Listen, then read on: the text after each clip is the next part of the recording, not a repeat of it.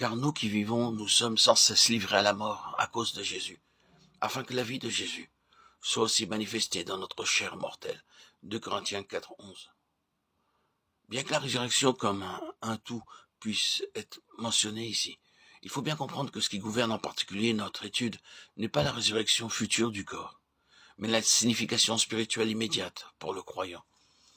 Son étendue est très vaste, mais nous chercherons délibérément à rester dans les limites strictes de la vérité essentielle et pratique en utilisant les illustrations bibliques qui nous paraissent plus utiles et qui soutiennent cette vérité.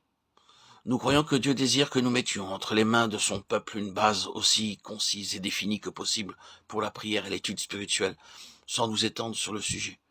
Le temps est court, les devoirs nombreux et pressants, les problèmes sont aigus, et il y a peu d'aide spirituelle dans le domaine de la vie du service chrétien. D'où notre besoin d'avoir des principes de base vitaux qui, comme des poteaux indicateurs, attirent l'attention sur l'efficacité et la victoire. Il est de la plus haute importance que nous reconnaissions au début combien la parole de Dieu insiste sur le sujet de la résurrection et combien grande est sa portée.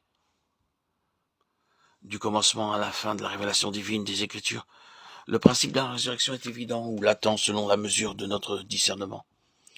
Assurément, depuis la chute, tout ce qui est de Dieu a son nouveau commencement et sa valeur vitale dans la résurrection, et par la résurrection représentative de Jésus-Christ d'entre les morts dans laquelle il nous a inclus.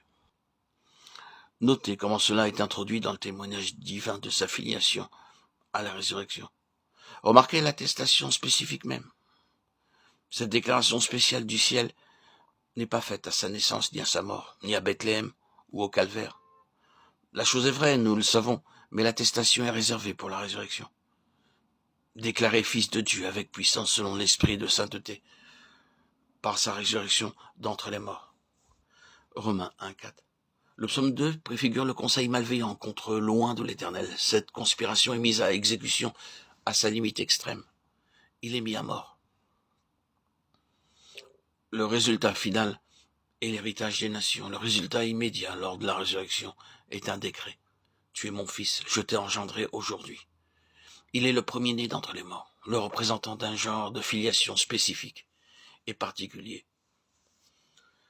Plus tard, en présence d'un conseil hostile, l'assemblée des croyants eut recours par la prière à ce même passage. Et aussitôt elle reçut une reconnaissance divine.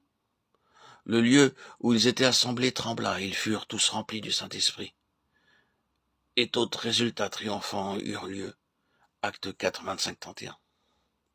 Pareillement, ce même passage qui mentionne clairement la déclaration divine lors de la résurrection fut au centre de cette prédication des Actes 13, 33 à Antioche de Pisidie, où un témoignage efficace prit naissance.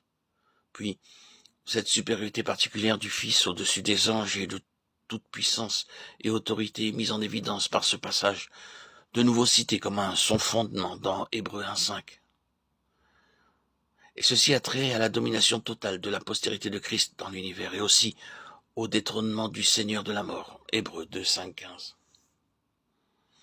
Or, ceci a été dit simplement pour indiquer où Dieu a apposé son sceau formel et faire connaître combien Dieu éprouve une grande jalousie pour un témoignage de la résurrection de Christ.